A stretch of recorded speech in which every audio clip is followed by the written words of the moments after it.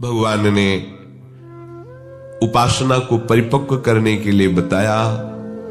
पवित्र भूमि में पवित्र आसन में बैठ करके, आसन समान होना चाहिए, मेरुदंड सीधी होनी चाहिए, शरीर चंचलता रहित होना चाहिए।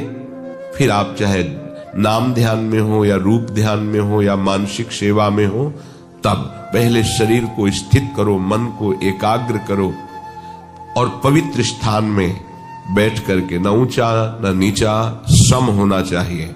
आगे प्रभु कह रहे हैं, दोस्तों राधे राधे बोलते रहें और बाबा जी के प्रवचन को आगे बढ़ाते रहें और सुनते रहें। राधे राधे दोस्तों। तत्रैकाग्रम मनः कृत्वा यत् चित्तेन्द्रिय क्रियः उपविश्यासने युञ्ज्याद्योगो मात्म विशुद्धये। आसन पर उपासक बैठकर चित्त और इंद्रियों को क्रियाओं से रहित करे, मन को एकाग्र करे और अंतःकरण हमारा पवित्र हो रहा है, ऐसा चिंतन करते हुए जो आपको नाम मिला है, मंत्र मिला है, रूप मिला है, उसमें तन्मय होने की चेष्टा कीजिए। प्रारंभ में ऐसा ही हर उपासक करता है। आगे चलकर ये तन्मयता उठते बैठते, चलते फिरते, खाते पीते, क्रियारत या निष्क्रिय, सब अवस्थाओं में अपने आराध्य देव के ध्यान में ही मगन रहता है। एक सेकेंड के लिए भी कभी अपने आराध्य देव का ध्यान नहीं छूटता है। उपासना की परिपक्व अवस्था में ऐसा भाव होता है, ऐसी स्थिति होती है कि भारी से भारी भीड़ में व्यवहार के कार्यों में रत होते हुए भी एक क्षण के लिए भी अपने प्रीतम का ध्यान नहीं छूटता है।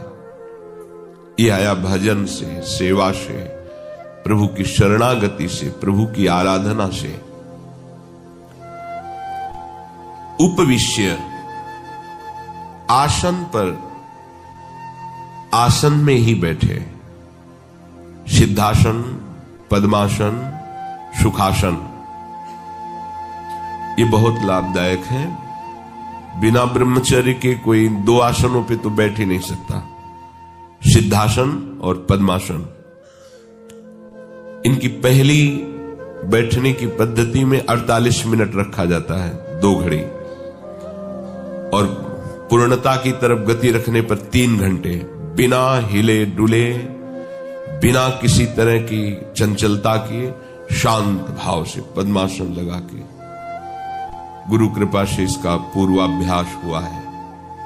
नैष्ठिक ब्रह्मचर्य से लेकर हितधाम तक, जब तक किडनी पूरी ऐसी अवस्था में नहीं आ गई कि अब बस नहीं रहा, तब तक 4-4 घंटे ऐसे पसीना से लथपथ शरीर, फिर अद्भुत शीतलता, मंत्राकार वृत्ति, शरीर शून्य हो गया, शरीर की स्मृति भी धीरे धीरे लोप होने लगी।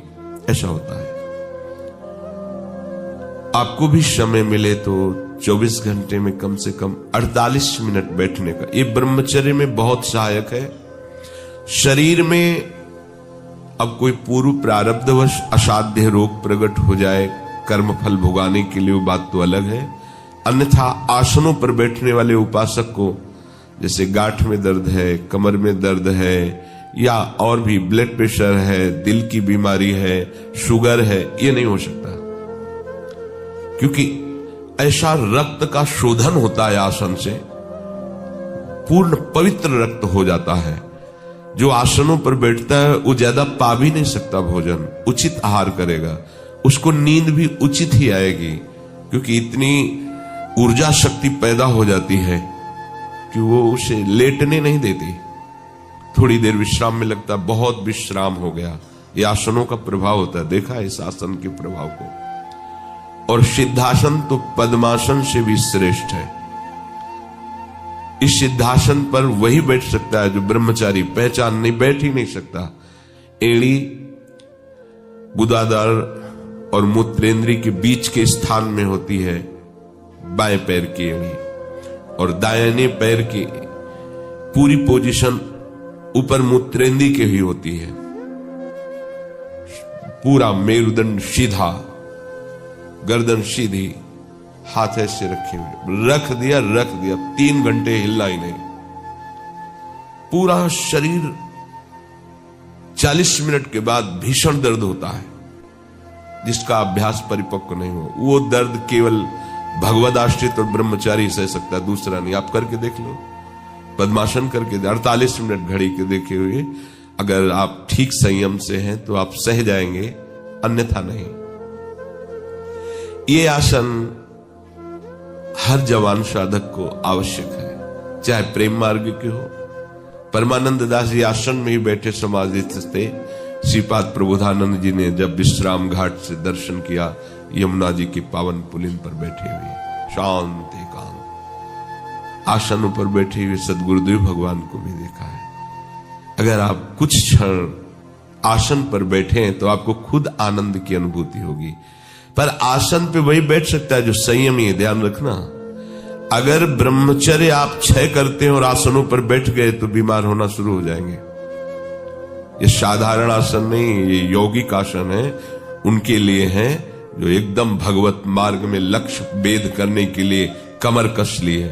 ये विषयी पुरुषों की सामर्थ्य नहीं है। ऐसा प्राणवायु का शोधन अपने आप हो जाता है शांत, तो प्राणवायु धीरे धीरे शमन होने लगती है। अधिक से अधिक मंत्र श्वास खींचते हुए, श्वास छोड़ते हुए, ये बहुत आनंद का विषय है। तुम्हें कैसे बताएं, अभी तो विषय आनंद से तुम छूटे नहीं ना, इसलिए भगवतानंद का आपको अनुभव नहीं है। भोगी पुरुष वैराग्य में क्या आनंद क्या जान पावेगा? वैराग्य में जो आनंद चक्रवर्ती सम्राट को भी नहीं है। फिर अनुराग की तो बात ही जाने दो।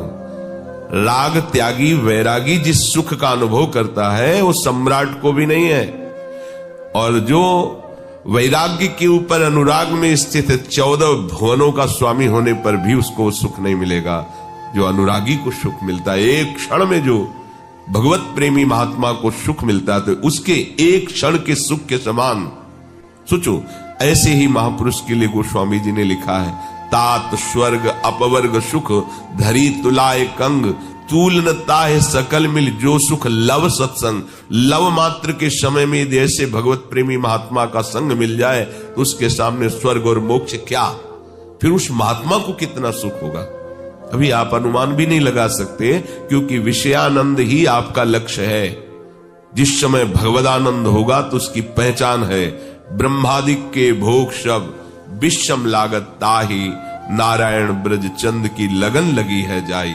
जिसको भगवत प्राप्ति की लगन लग जाती है तो ब्रह्मा आदि के भोग भी उसे विषवत लगने लगते हैं। अगर आप ऐसा नहीं बैठ पाते तो एक सुखासन है, पलथी मार के जिसे कहते हैं, ये तो सब कोई बैठ सकता है। पर सावधानी भगवान इसमें कह रहे हैं कि आसन में बैठने पर हिलना डुलना, चेष्टाएं करना, ये फिर नहीं होना। एकाग्रता के लिए इसकी आवश्यकता है। मान लो कहीं खुजली हो रही तो चुपचाप शांत रहो, वहां से मन हटाओ। ये त्वगेंद्री का विषय है, त्वगेंद्री का विषय है। आपको घसीटेगा, यहां खुजला रहा है, यहां खुजला रहा है, शांत एकदम बैठो। वो खुजलाहट हो रही बस शांत, हिलना नहीं, शांत। इससे आपका मन शासन में आ जाएगा, इससे इंद्रियां आपके शासन में आ जाएंगी। अभी आप इंद्रिय और मन के शासन में हैं।